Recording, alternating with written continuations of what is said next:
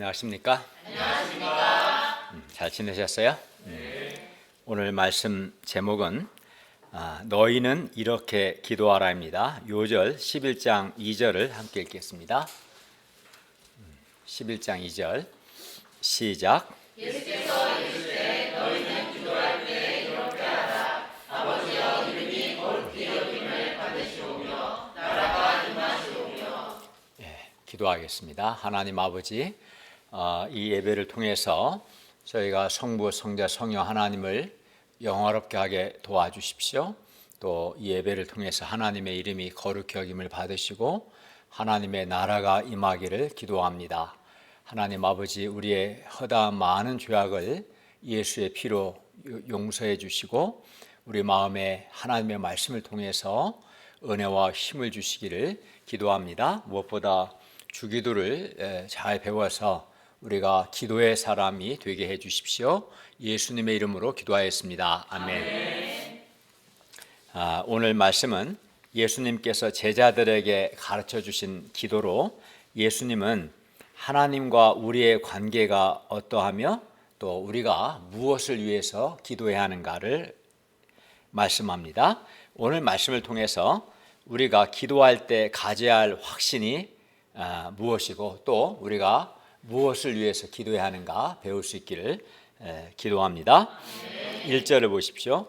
예수님께서 한 곳에서 기도하시고 마치시자 제자 중 하나가 말합니다. 주여, 요한이 자기 제자들에게 기도를 가르친 것과 같이 우리에게도 가르쳐 주옵소서. 예수님은 늘 기도하셨어요. 예를 들어 세례를 받으시고도 기도하셨고, 누가복음 4장 42절에 보면 예수께서 새벽에 기도하셨고, 5장 16절에 보면 한적한 곳에서 기도하셨고, 또 6장 12, 13절에 보면 12제자를 사도로 세우실 때도 기도하셨습니다. 또 예수님은 또 22장 32절에 보면 제자들의 믿음이 떨어지지 않도록 제자들을 위해 기도하셨고, 또 습관을 따라 기도하셨고, 무엇보다 십자가를 앞두고 간절히 기도하셨습니다. 예수님은 이렇게 늘 기도하셨어요. 늘 기도하셨고, 그래서 제자들은 기도하시는 예수님의 모습을 자주 볼 수 있었습니다. 그리고 예수님께서 기도하시고 나면 그 마음과 얼굴이 해같이 밝으셨고 힘이 넘치셨어요. 그래서 제자들의 마음에도 예수님과 같이 기도하고자 하는 열망이 생겼습니다. 여러분의 마음에도 기도하고자 하는 열망이 생기십니까? 네. 그러나 이제 제자들은 그런데 어떻게 기도해야 할지 몰랐어요. 그래서 예수님께 부탁합니다. 주여, 요한이 자기 제자들에게 기도를 가르친 것과 같이 우리에게도 기도를 가르쳐 주세요. 예수님은 제자들에게 어떻게 기도해야 하는가 가르쳐 주십니다. 2절부터 4절은 예수님께서 가르쳐 주신 기도이고, 우리는 이것을 가르쳐 주님께서 가르치신 기도라 해서 주기도라고 부릅니다.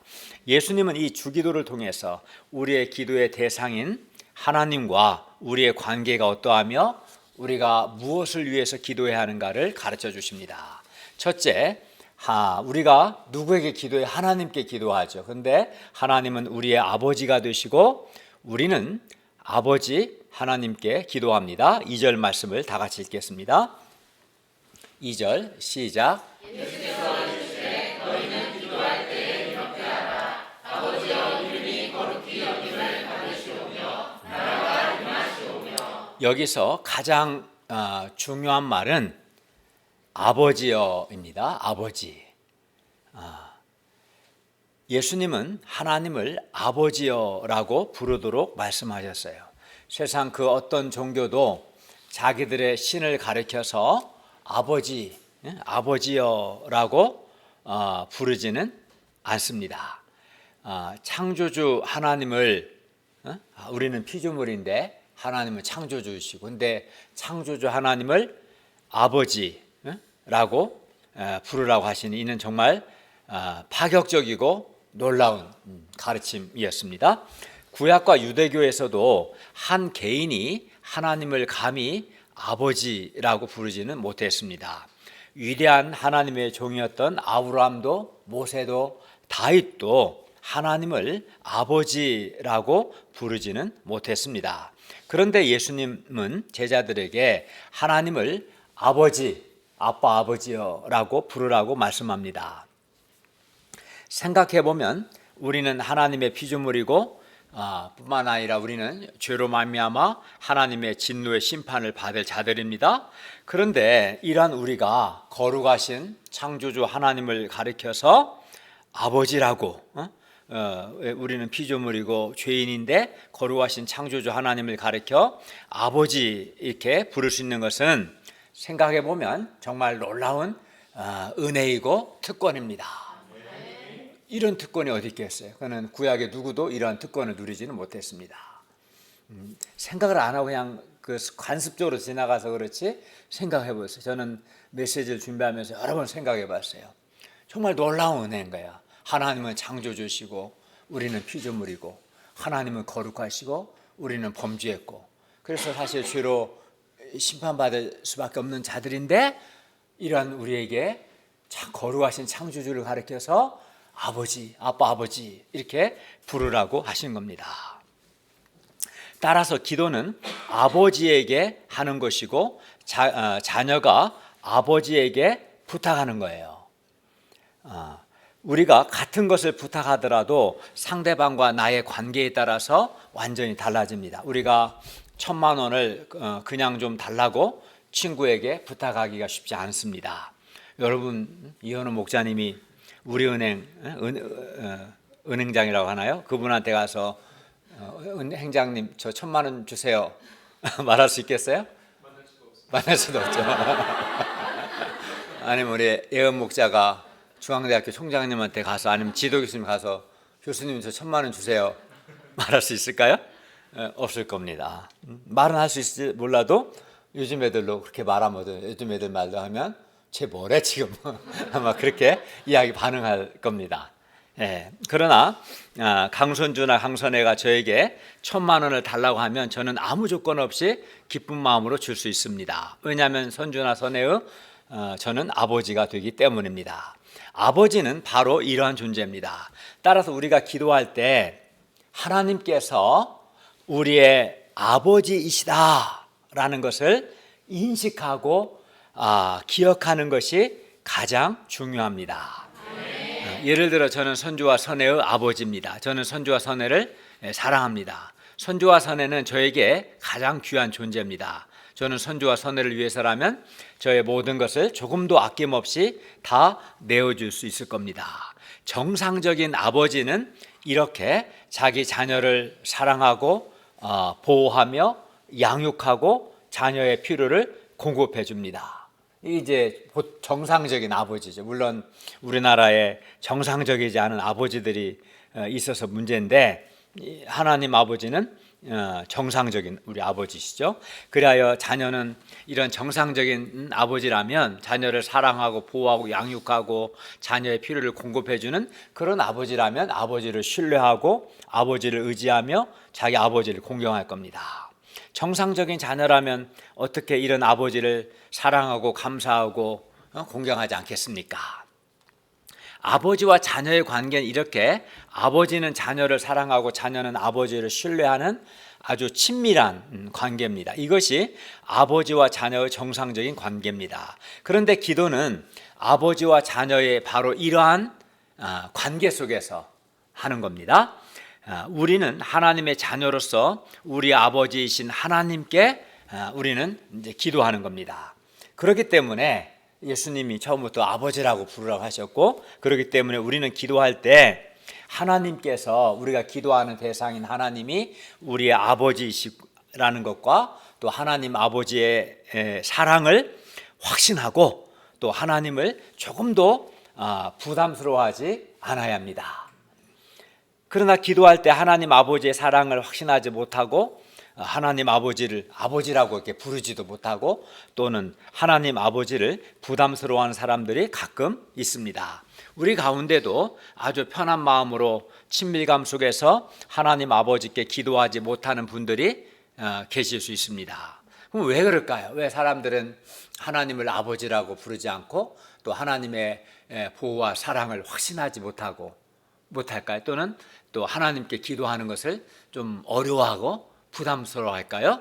이는 자신이 예수님을 믿음으로 하나님 아버지의 자녀가 되었다는 사실을 모르거나, 물론 이제 불신자, 예수님을 믿지 않는 사람은 당연히 하나님을 아버지로 할 수 없겠지만, 그러나 내가 예수님을 믿는데도 내가 예수님을 믿음으로 하나님의 자녀가 되었다는 사실을 이제 모르거나, 또 우리가 예수님을 믿음으로 하나님의 자녀가 되었지만 계속되는 자신의 죄와 허물로 인한 불의한 생각이나 죄의식 때문에 이제 하나님을 아버지라고 하지 못하거나 하나님의 사랑을 확신하지 못하거나 또는 하나님께 나아가는 걸 부담스러워할 수 있습니다. 그리하여 하나님 아버지께 잘 나가지 못하고 하나님을 아버지라고 부르는 것이 부담스럽습니다. 그러나 그럼에도 불구하고 우리는 하나님을 아버지, 아빠, 아버지라고 불러야 합니다. 왜 그렇습니까? 우리가 비록 연약해서 죄에 넘어지고, 그래서 하나님께 나아가는 것이 부담이 되고 거리끼는 마음이 생길 수 있을지라도 그래도 우리는 하나님을 아버지라고 불러야 합니다. 왜 그렇습니까? 왜냐하면 요한복음 1장 12절에 의하면 하나님께서 예수님을 영접하는 자, 곧 예수의 이름을 믿는 자들에게는 하나님의 자녀가 되는 권세를 주셨기 때문입니다. 그러니까 예수님을 믿는 사람은 하나님께서 하나님의 자녀됨의 권세를 주셨어요. 그리고 로마서 8장 15, 16절은 우리가 하나님의 자녀로 입양되었음을 다음과 같이 말씀합니다. 너희는 다시 무서워하는 종의 영을 받지 아니하고 양자의 영, 곧 성령을 받았기 때문에 우리가 아빠, 아버지라고 부르짖느니라. 성령이 친히 우리 영과 더불어 우리가 하나님의 자녀인 것을 증언하노니. 그러니까 예수님을 믿으면 하나님께서 하나님의 자녀의 권세를 주시고, 예수님 믿는 사람에게는 하나님께서 성령을 주시고, 우리 안에서 성령님께서 나의 영과 더불어 내가 하나님의 자녀라는 것을 내 안에 거주하신 성령님께서 깨우쳐 주시고 확신하게 해 주십니다. 그렇기 때문에 나의 연약함에도 불구하고 우리는 하나님을 부담스러워하지 말고 하나님을 아버지라고 부르고 하나님께 나아가야 합니다. 하나님을 이제 아버지라고 자꾸 불러야 돼요. 하나님 아버지. 한번 해볼까요? 하나님 아버지. 하나님 아버지. 네. 하나님 아버지. 하나님 아버지. 아버지를 신뢰하고 기도할 수 있기를 바랍니다. 하나님은 정말 우리의 아버지가 되십니다. 그렇기 때문에 우리는 이제 하나님 아버지의 사랑을 확신하고 하나님 아버지께 무슨 말이나 무슨 부탁이든지 할 수가 있고, 또 어떤 고민이나 어떤 아픔도 하나님 아버지께 다 털어놓을 수 있습니다. 하나님이 우리의 아버지가 되시기 때문에 그렇죠. 그리고 이렇게 하나님을 아버지로 확신하는 사람은 기도하는 것이 전혀 부담스럽거나 어렵지 않습니다. 오히려 기도하는 것이 정말 즐겁고 기쁩니다. 그러므로 자녀가 아버지에게 하듯 우리가 하나님 아버지께 기도할 수 있기를 바랍니다. 아멘. 그러면 우리는 구체적으로 이제 무엇을 위해서 기도해야 할까요? 둘째, 우리는 하나님 아버지의 이름이 거룩히 여김을 받으시고 하나님의 나라가 임하시도록 기도해야 합니다. 2절을 다 함께 읽겠습니다. 시작. 예수께서 이르시되 너희는 기도할 때 이렇게 하라. 아버지여 이름이 거룩히 여김을 받으시오며 나라가 임하시오며. 예수님께서 우리를 사랑하사 우리 죄를 위해서 우리 대신 십자가에서 하나님의 진노의 형벌을 받으셨기 때문에 우리가 죄를 용서받고 하나님의 자녀가 된 것입니다. 예수 그리스도의 은혜를 감사 찬송합니다. 이건 놀라운 은혜입니다. 그냥 아무 근거도 없이 하나님을 아버지라고 하라는 게 아닙니다. 예수님께서 우리를 사랑하셔서 우리 죄를 위해서 우리 대신 십자가에서 죽으심으로 또 다시 살아나심으로 우리를 용서하셨기 때문에 하나님께서 우리를 자녀로 삼아주신 거예요. 그러니까 100% 예수님의 공로로 예수님의 은혜로 우리가 하나님을 아버지라고 할 수 있는 거죠. 독생자 예수님을 우리 죄를 위해 내어주신 하나님의 이 놀라운 은혜와 사랑으로 우리가 하나님의 자녀가 된 것입니다. 그러니까 예수님 믿는 사람은 내가 예수님의 은혜로, 예수님의 죽으심의 은혜로 하나님의 자녀가 되었다는 확신을 가져야 할 것입니다. 따라서 이러한 하나님의 놀라운 사랑과 은혜를 받은 사람은 당연히 하나님 아버지의 이름이 거룩히 여김을 받으시고 하나님의 나라가 임하시도록 기도하지 않겠습니까?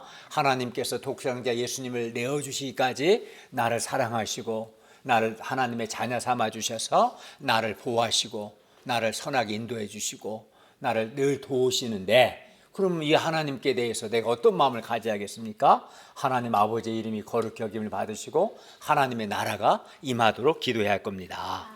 예수님 자신도 늘 하나님 아버지의 이름이 거룩히 여김을 받으시오며 하나님의 나라가 임하시도록 기도하셨고 또 예수님께서 이를 위해서 힘쓰셨습니다. 여기서 하나님의 이름이 거룩히 여김을 받으신다는 것은 하나님의 이름이 높임을 받으시고 존귀하게 되고 영광스럽게 되는 것을 의미합니다. 우리는 세상 속에서 우리의 이름, 나의 이름이 아닌 하나님 아버지의 이름이 높임받고 영광받으시고 찬송받으시도록 기도해야 합니다. 내가 인정받고 내가 칭찬받는 것을 바랄 것이 아니라 하나님 아버지의 이름이 높임받고 영광받고 찬송받으시도록 기도해야겠죠. 그러면 어떻게 하나님의 이름이 거룩하게 될까요? 예를 들어서 이제 불신자였던 한 사람이 예수님을 믿고 하나님의 구원의 은혜에 감사할 때 그 사람을 통해서 하나님의 이름이 거룩히 여김을 받으십니다. 또 하나님께서 행하신 여러 크고 놀라운 일들, 은혜로운 일들을 통해서 하나님의 이름이 거룩히 여김을 받으십니다. 우리 박용사 목사님은 먼저 직장에서 그의 나라와 그의 의를 구하려고 애썼어요. 또 복음을 전하려 했었고, 그러나 이로 인해서 이제 불이익을 받고 박해를 받았어요. 그래도 안타까운 마음이 있었고 기도했었는데 하나님께서 은혜를 주셔서 이번에 또 차장에서 부장으로 승진하게 해주시고 연봉도 올라가게 해주셨어요. 그러니까 하나님께서 사람들의 박해에도 불구하고 큰 일을 행하신 거죠. 이때 우리는 하나님께 감사를 드립니다. 이러한 우리의 감사를 통해서 하나님의 이름이 거룩하게 여김을 받으십니다. 우리의 삶을 통해서 또 하나님의 이름이 거룩히 여김을 받으십니다. 그러므로 우리는 하나님 아버지의 이름이 거룩히 여기심을 받으시도록 그에 합당한 삶을 살아야 합니다. 세상 사람들은 하나님의 자녀인 우리 삶을 보고 하나님을 비난할 수도 있고 아니면 하나님께 영광 돌릴 수도 있습니다. 그래서 마태복음 5장 16절은 이렇게 말씀합니다.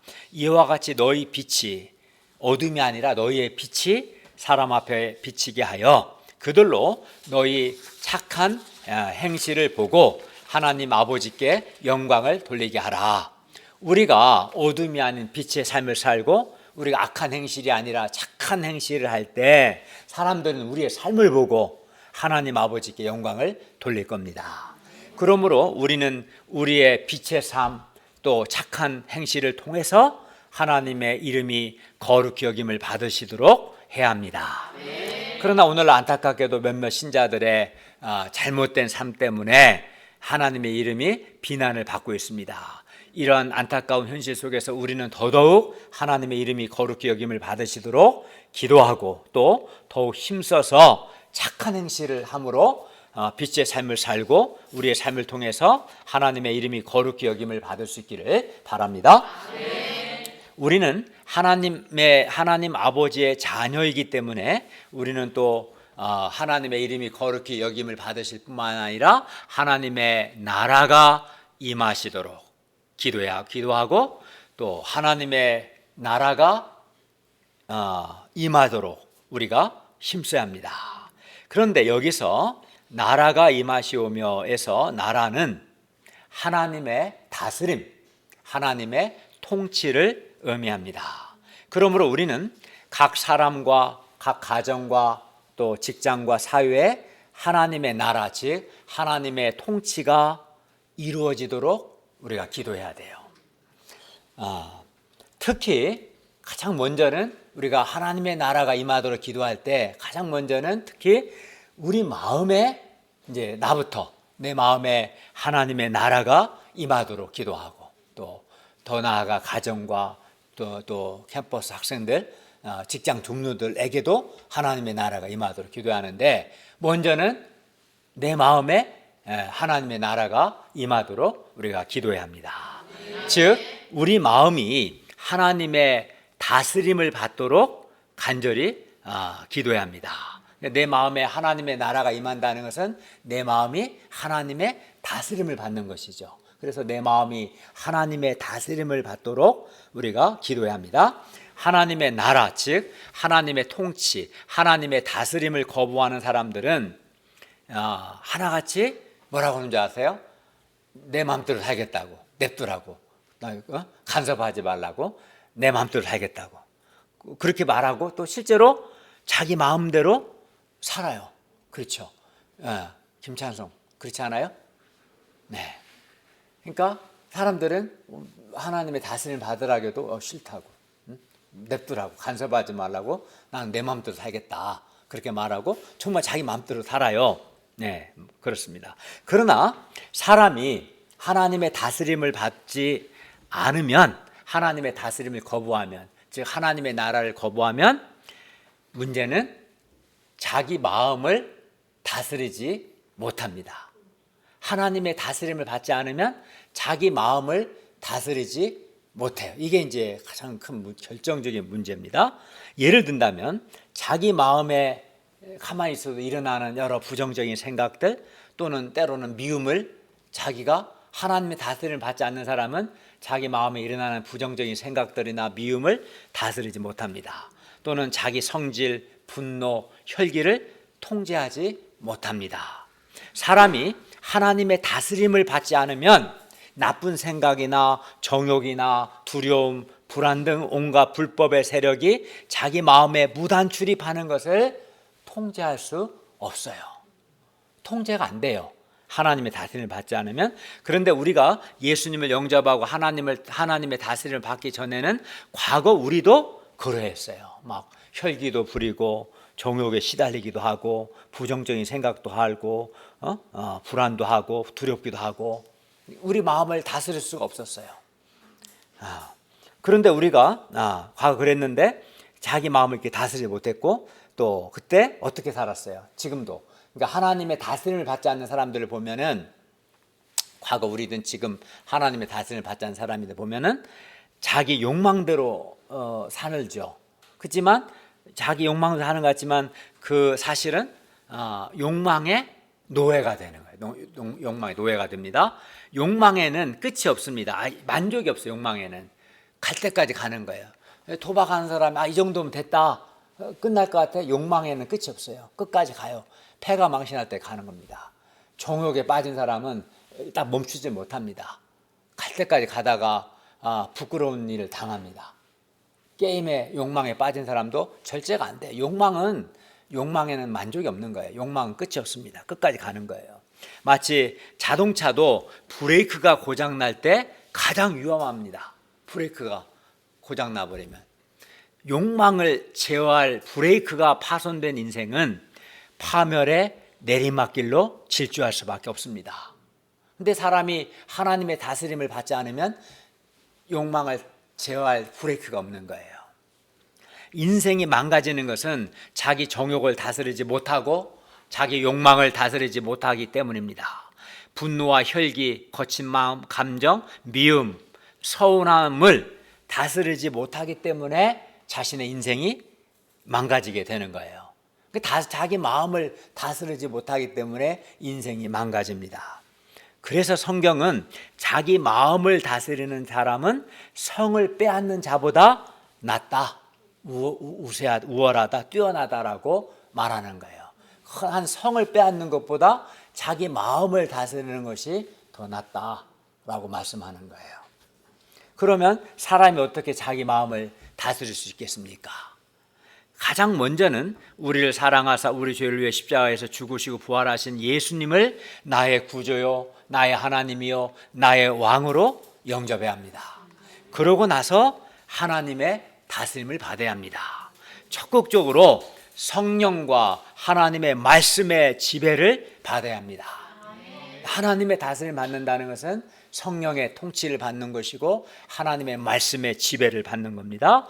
이것이 하나님의 나라가 내 마음에 임하는 것이고, 그리하면 하나님의 다스림이 내게 임하면, 내 마음에 하나님의 다스림을 받으면 자기 마음을 다스릴 수가 있게 돼요.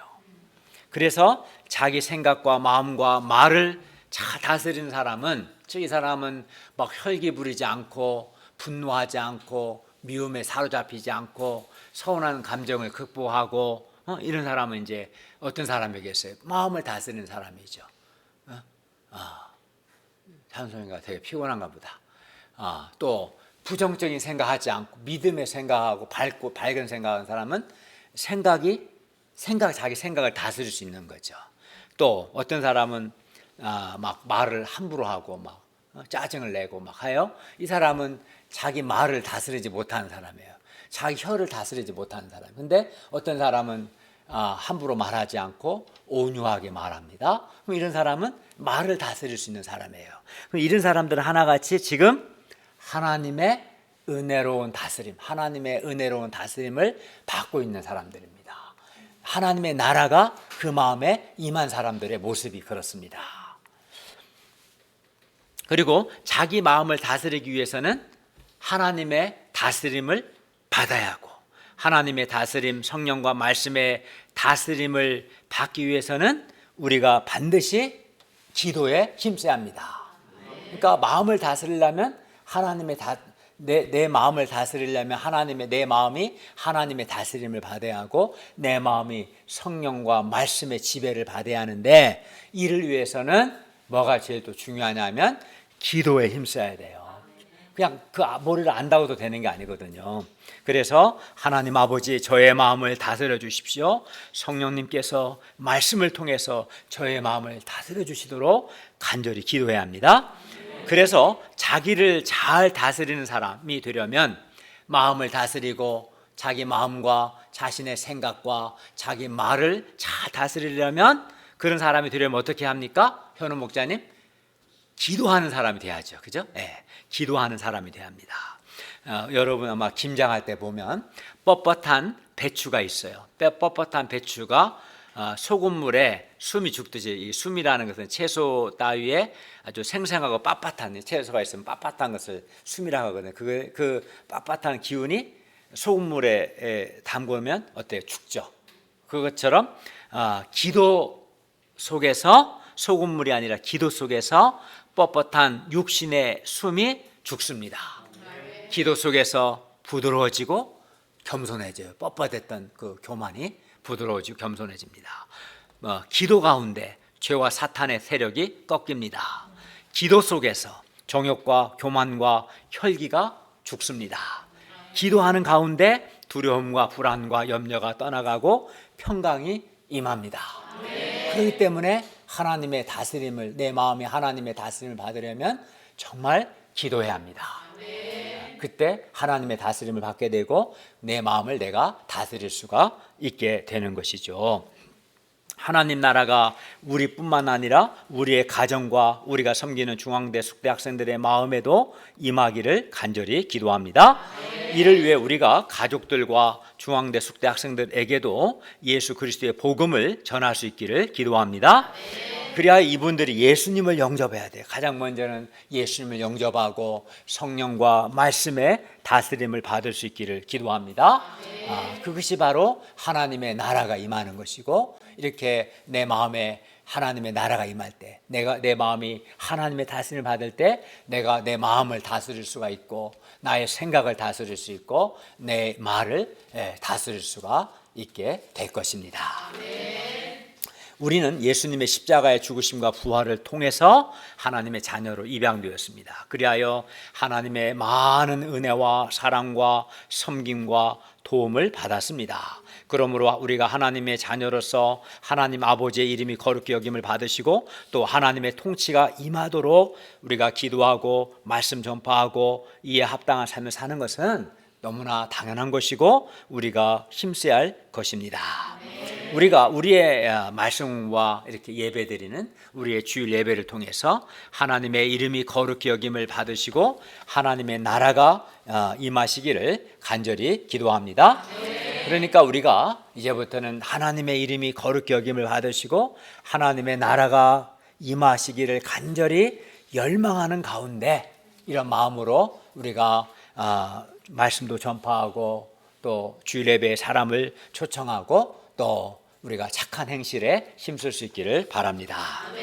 셋째, 우리는 이제 일용할 양식과 죄 용서와 시험에 들지 않도록 우리는 기도해야 합니다. 3절과 4절 말씀입니다. 우리 3절을 같이 읽을까요? 시작. 우리에게 날마다 일용할 양식을 주시옵고 우리가 3절입니다. 예수님은 제자들에게 하나님 아버지께 날마다 일용할 양식을 달라고 기도하라고 하셨습니다. 여기서 일용할 양식은 음식을 포함하여 우리 삶에 필요한 모든 것을 가리킵니다. 우리는 여기서 아주 중요한 사실 하나를 배우게 되는데 그것은 하나님 아버지께서 자녀된 우리에게 일용할 양식을 주신다는 겁니다. 하나님께서 광야 40년 훈련을 통해서 이스라엘 백성들에게 가르쳐 주신 것도 하나님께서 일용할 양식을 주신다는 것이었어요. 그래서 40년 동안 그들은 하나님이 주시는 만나를 먹었어요. 이 한 가지를 깊이 배웠어요. 따라서 우리는 하나님 아버지께서 우리에게 일용할 양식을 주신다는 믿음을 갖고 또 일용할 양식을 위해서 기도해야 합니다. 우리가 하나님 아버지께서 우리에게 일용할 양식을 주신다는 걸 믿고 기도할 때 우리는 일용할 양식을 위해 염려하거나 근심하지 않게 됩니다. 우리가 먹고 사는 것에 대해 염려하거나 근심하지 않고 일용할 양식을 위해서 하나님 아버지께 기도하고 하나님 아버지를 의지할 수 있기를 기도합니다. 그리하여 하나님의 도우심으로 일용할 양식을 해결할 수 있기를 바랍니다. 다음으로 우리는 죄 용서를 위해서 기도해야 합니다. 4절을 상반절을 보십시오. 한번 읽어볼까요? 주시옵고까지 시작. 우리가 우리에게 죄 지은 모든 사람을 용서하오니 우리 죄도 사하여 주시옵고 예수님은 우리의 죄 용서를 위해서 우리가 하나님 아버지께 기도하라고 하십니다. 그런데 이 기도에는 두 가지 사실이 전제되어 있습니다. 먼저는 우리가 죄를 짓는다는 것이죠. 죄 용서를 위해 기도하라는 것은 우리가 죄를 짓는다는 것이고 다음으로 하나님 아버지께서 우리 죄를 용서하신다. 이 두 가지 사실이 전제되어 있습니다. 예수님은 우리가 거룩하고 온전하게 살고자 하지만 연약해서 죄를 짓는다는 것과 우리가 우리 죄 용서를 위해 기도하면 하나님 아버지께서 우리 죄를 용서하실 것을 잘 알고 계셨습니다. 만일 하나님 아버지께서 우리의 죄를 용서하지 않는다면 예수님께서 우리에게 죄 용서를 위해 기도하라고 하지 않으셨을 겁니다. 우리는 예수님을 믿음으로 구원을 받았지만 여전히 반복해서 연약하여 죄에 넘어집니다. 그리고 죄에 넘어질 때 어떻습니까? 죄에 넘어지면 죄의식과 정죄감으로 고통합니다. 이때 우리는 이제 하나님 아버지께 나아가는 것이 부담스럽고 거리껴집니다. 그러나 예수님은 우리가 범죄할 것과 하나님 아버지께서 우리 죄를 용서할 것을 이미 잘 아시고 우리의 죄 용서를 위해 하나님 아버지께 기도하라고 하셨습니다. 하나님 아버지는 우리 연약함을 깊이 이해하시고 우리가 하나님 아버지께 죄의 용서를 구하면 우리 죄를 용서하시고 여전히 우리를 하나님의 자녀로 받아주십니다. 그런데 우리가 하나님 아버지께 용서를 구하기 전에 먼저 해야 할 것이 하나 있어요. 그것은 나에게 죄 지은 모든 사람을 먼저 용서하는 겁니다. 그러고 나서 하나님 아버지의 용서를 구해야 합니다. 우리가 하나님 아버지의 용서를 구하면서 하나님 나의 죄를 용서해 주세요 이렇게 기도하면서 나에게 죄를 범한 형제에 대해서 용서하지 않는다면 아, 근데 저 사람이 나한테 잘못한 건 난 절대 용서 못해. 절대로 난 용서 안 해. 이렇게 만약 한다면 하나님께서 우리 죄를 용서하기를 기뻐하실까요? 기뻐하지 않겠죠. 그럼 자기는 하나님께 더 큰 죄를 용서해달라고 하면서 다른 사람이 나한테 잘못한 건 난 절대 용서 안 해. 그러면 하나님이 나의 죄를 용서하기를 원치 않으실 겁니다. 그래서 예수님은 마태복음 18장 21절부터 35절에서 한 비유를 말씀합니다. 어떤 종이 임금에게, 잘 들어보세요, 10,000달란트 빚을 탕감받았으나 10,000달란트를 탕감받았어요. 근데 자기에게 100데나리온 빚진 동료의 빚을 탕감해 주지 않았어요. 10,000달란트는 6,000데나리온이에요. 그리고 1데나리온은 노동자 하루 품삯이기 때문에 10,000달란트는, 그러니까 1달란트가 6,000데나리온이에요. 6,000일 노동자 품삯이지만 10,000달란트는 계산해 보면 어렵겠죠. 그냥 내가 답을 말할게요. 10,000달란트는 20만 년, 20년이 아니라 200년도 아니고 2만 년이 아니라 20만 년 동안이나 갚아야 할 큰 돈입니다. 반면 100데나리온은 노동자 딱 100일 품삯입니다. 그래서 100데나리온은 10,000달란트의 60만 분의 1밖에 되지 않아요. 60만 배가 차이가 나는 거죠. 그러니까 10,000달란트 탕감받은 사람이 60만 분의 1밖에 되지 않는 동료의 100데나리온을 탕감해 주지 않는 것은 우리 어떻게 이해할까요? 자기는 그 사람보다 60만 배의 빚을 그냥 값없이 탕감받았는데 자기 동료가 자기가 탕감받은 것에 60만 분의 1의 빚을 진 것을 탕감해 주지 않는다면 이 사람 아주 나쁜 사람이고 잔인한 사람이죠. 그렇지 않겠어요? 그래서 이제 이를 본 주인은 그 종을 데려다가 말합니다. 악한 종아. 먼저 악한 종이라 합니다. 너는 나한테 10,000달란트 빚을 탕감받고도 네 동료의 100데나리온 빚을 탕감해주지 않는다면 너 악한 자이다. 그러면서 내가 너를 불쌍히 여긴 것 같이 너도 네 동료를 불쌍히 여김이 마땅하지 아니하냐 이렇게 말합니다. 그리고 그 주인은 그 종에게 노하여 그 빚을 다 갚도록 그를 옥졸에게 넘깁니다. 못 갚겠죠. 20만 년 동안 살 수도 없을 뿐더러. 예수님은 이 비유를 말씀하시고 결론적으로 다음과 같이 말씀하셨습니다. 너희가 각각 마음으로부터 형제를 용서하지 아니하면 나의 하늘 아버지께서도 너희에게 이와 같이 하시리라. 그러므로 우리는 우리에게 죄 지은 모든 사람을 먼저 용서하고 그러고 나서 하나님께 우리의 죄도 사해 달라고 기도해야 합니다. 그런데 우리가 우리에게 죄 지은 사람, 나에게 잘못한 사람을 용서하는 것이 결코 쉽지 않아요. 해본 사람 알 거예요. 결코 쉽지 않습니다. 다른 사람의 죄를 용서한다는 것, 나에게 잘못한 사람을 용서하는 것은 매우 어렵습니다. 우리에게 죄 지은 사람을 용서하려고 하다가 그 사람한테 받은 상처가 생각나서 갑자기 용서하고 싶은 마음이 딱 사라져 버려요. 그렇죠? 우리 이사라는 너무 착해하고 이런 경험이 없어요? 있어요? 네. 그러니까 용서해야 한다는 것을 머리로는 잘 알지만 쉽지 않습니다. 솔직히. 그죠?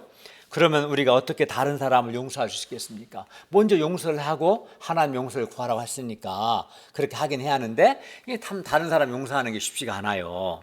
어떻게 할 수 있을까요? 내가 하나님과 사람에게 내가 반복해 죄를 짓는 연약한 존재라는 우리 다 압니다. 마찬가지로 다른 사람 역시 나와 마찬가지로 나에게 잘못하고 상처 줄 수 있는 그 사람도 연약한 사람이다. 나만 연약한 게 아니라 저 사람도 연약한 사람이다 라는 것을 일단은 기억해야 합니다. 그리고 하나님께서 나를 크게 긍휼히 여기셔서 용서해 주신 것을 기억해야 합니다.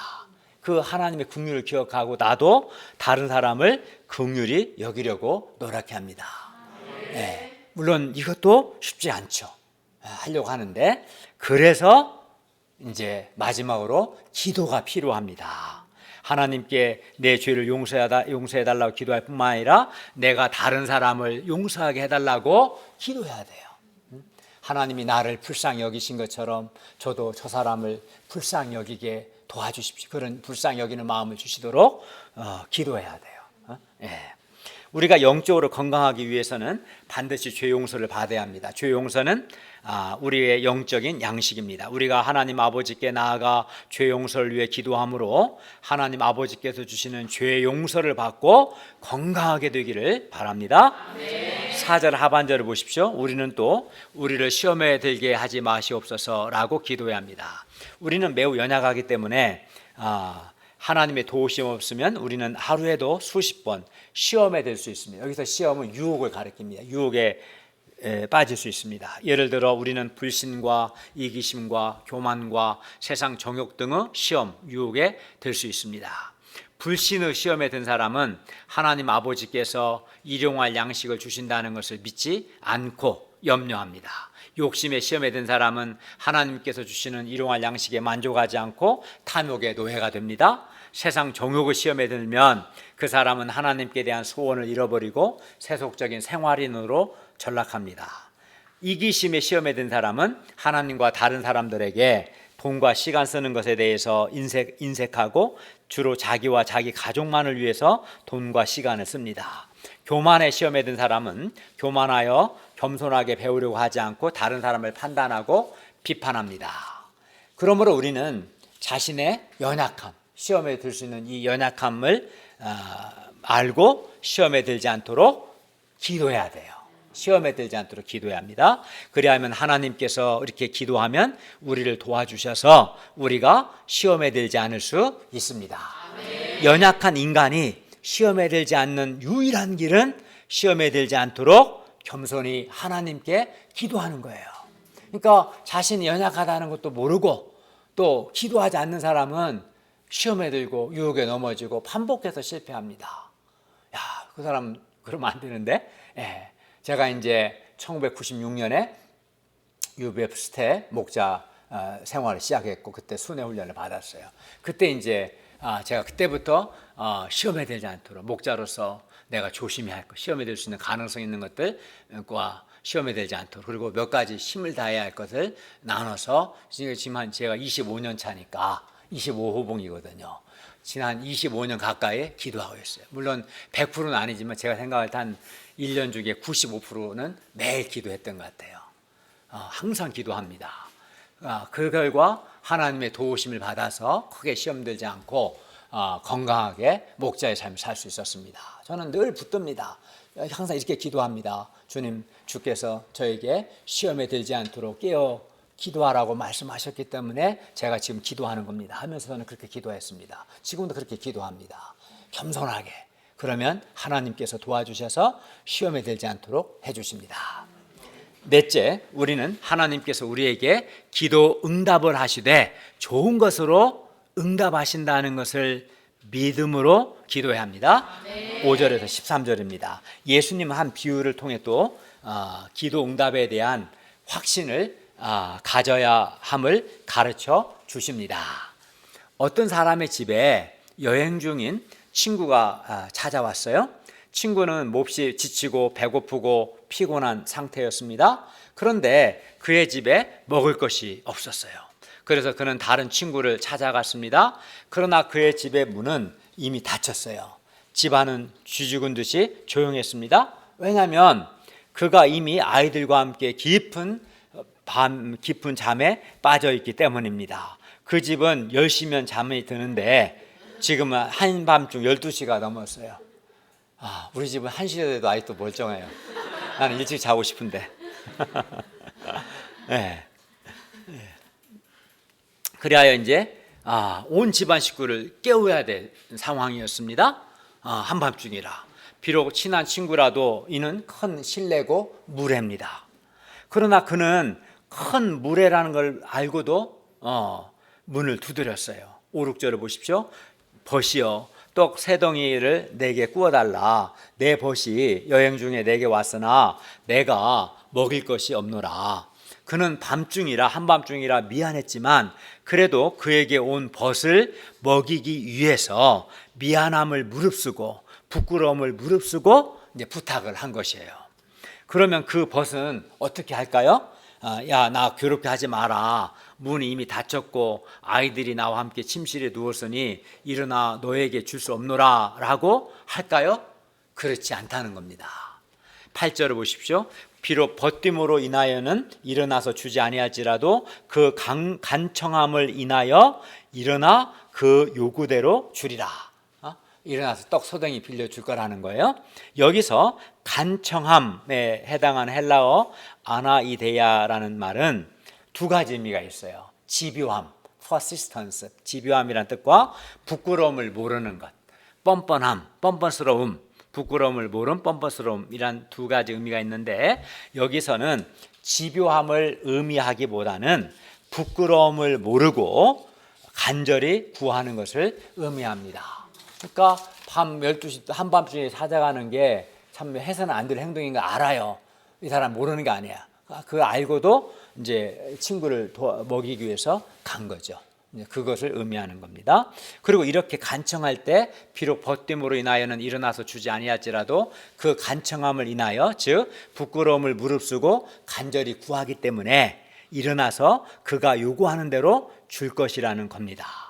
예수님께서 이 비유를 통해서 말씀하고자 하시는 것은 기도 응답의 확실성입니다. 즉 하나님께서 기도를 확실하게 응답하신다는 겁니다. 사람도 친구의 간청함 때문에 불편을 감수하고 친구의 요구를 들어주는데, 하물며 우리의 아버지가 되시고 자녀된 우리에게 좋은 것을 주기 원하시는 하나님 아버지께서 우리의 기도를 들어주지 않겠느냐는 것입니다. 이 비유에서 말하고자 하는 것은 비록 사람이라도 벗김을 인하여는 주지 않아도 부끄러움을 무릅쓰고 구하면 준다, 한밤중이라도. 근데 하물며 하나님은 우리 아버지가 되시고 하나님은 선하시고 하나님은 자녀에게 좋은 것을 주기를 원하시는 분인데 더더욱 하나님은 기도에 응답해 주지 않겠느냐.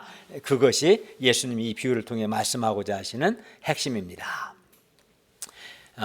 하나님은 우리 아버지가 되시고 자녀에게 좋은 것을 주시기 원하시기 때문에 하나님은 반드시 자녀된 우리의 기도에 응답하십니다.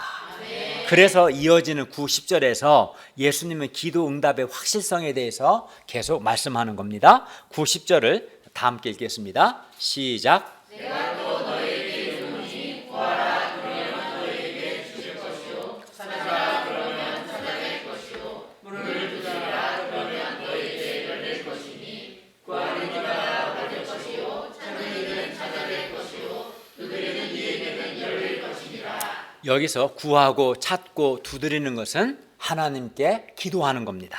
그리고 이렇게 하나님께 기도할 때 반드시 하나님의 기도의 응답을 받습니다. 왜냐하면 구하는 이마다 받을 것이요 찾는 이는 찾아낼 것이고 두드리는 이에게는 열릴 것이기 때문입니다. 예수님께서 90절에서 기도 응답의 확실성, 즉 구하는 이마다 받을 것이고 찾는 이가 찾아낼 것이요 두드리는 이에게 열릴 것이니라라고 말씀하시는 이유는 하나님께서 우리의 기도를 응답하신다는 것을 우리가 확신하고 우리로 하여금 적극적으로 하나님께 기도하도록 하기 위해서입니다. 하나님의 기도 응답을 확신하고 적극적으로 기도하라는 거예요. 참 안타깝게도 기도를 안 하는 사람들이 많아요. 기도를 안 하면 기도 응답을 받을 수 없겠죠. 그죠? 예. 예수님께서 이렇게 기도 응답에 하나님은 반드시 기도에 응답하신다, 이걸 말씀하신 것은 왜냐하면 기도 응답에 대한 확신이 있어야 낭망하거나 지치거나 포기하지 않고 끝까지 기도할 수 있기 때문입니다. 그래서 우리의 기도가 반드시 응답받는다는 확신, 기도 응답에 대한 확신을 갖는 것은 매우 중요합니다. 기도 응답에 대한 확신이 없으면 사람이 낙심하거나 지치거나 포기하기도 쉬워요. 그래서 예수님은 하나님께서 우리의 기도에 반드시 응답하신다, 응답하시되 좋은 것으로 응답하신다, 이거를 가르쳐 주시는 거예요. 그런데 하나님 우리의 아버지가 되시고 선하시기 때문에 반드시 우리의 기도에 응답하십니다. 11, 12절을 보십시오. 너희 중에 아버지 된 자로서 누가 아들이 생선을 달라 하는데 생선 대신에 뱀을 주며 알을 달라고 하는데 정갈을 주겠느냐. 그런 아버지가 있겠습니까? 아마 없을 겁니다. 13절을 보십시오. 아무리 악한 아버지라도 자식에게는 좋은 것을 주고자 합니다.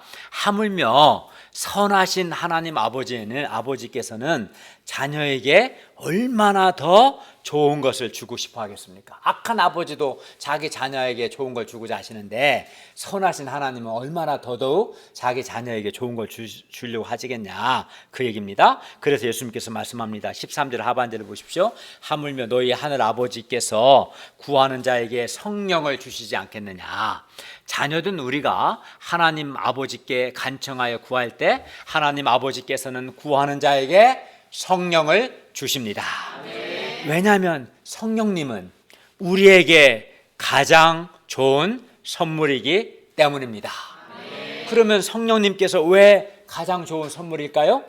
왜냐하면 성령님께서 우리를 진리로 인도하시고 때마다 성령께서 우리에게 지혜와 능력을 주시고 성령님께서 우리 내면에 기쁨과 평화와 위로를 주시고 또 성령께서 우리에게 거룩한 소원을 주시고 우리 속사람을 변화시키기 때문입니다. 무엇보다 성령님께서 때마다 우리를 도우시기 때문입니다. 그래서 성령을 선물로 받으면 모든 게 다 해결이 되는 거겠죠. 성령님께서 역사하셔야 사람이 하나님의 말씀을 깨닫고 은혜도 받고 예수님을 믿고 변화됩니다. 그래서 우리는 말씀 공부할 때 또 주일 예배를 드릴 때 성령님께서 각 사람에게 말씀을 깨닫게 해주시도록 그리고 하나님의 말씀을 영접하고 순종하고자 하는 소원을 주시도록 기도합니다.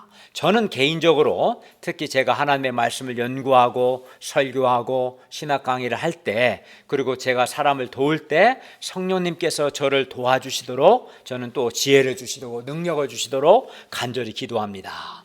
저는 또 성령님께서 저를 도우셔서 제가 주님의 구원의 은혜를 잊지 않고 기억하고 감사하고 감당하게 해달라고 그리고 제가 긍휼히 여김과 겸손과 온유와 오래 참음과 거룩함이라는 성령의 열매를 맺게 해달라고 기도합니다. 그러므로 우리가 하나님 아버지께서 구하는 자에게 성령을 주신다는 것을 믿고 성령님의 은혜와 도우심을 구할 수 있기를 기도합니다.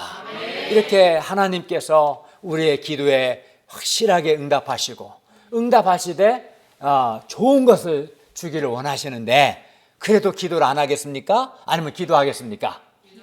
네, 적극적으로 기도하셔야 합니다. 주기도도 기도하고 하나님이 우리의 기도에 확실히 응답하신다고 약속하셨기 때문에 응답하시기에 좋은 것으로 응답하신다고 하셨기 때문에 우리가 적극적으로 기도할 수 있기를 바랍니다.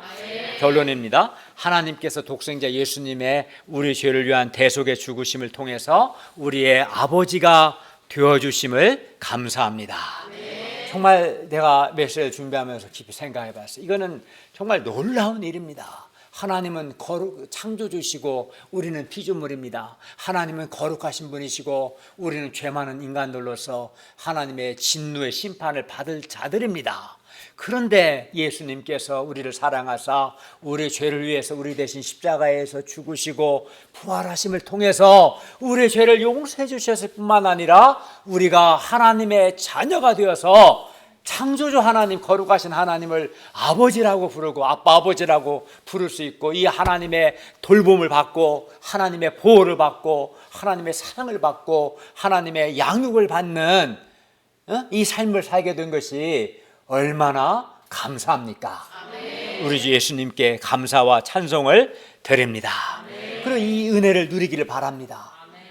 하나님 아버지보다 더 좋은 아버지 어디 있겠어요? 더 능력 있는 인간이 어디 있겠습니까? 세상에 하나님 아버지가 최고죠. 하나님 우리의 창조주이시기 때문에 이 하나님 아버지가 계시는데 왜 고아처럼 삽니까? 때마다 하나님께 나가서 하나님 아버지, 아빠 아버지 자기 어려움을 말하고 도움을 구하는 그런 자가 되기를 바랍니다.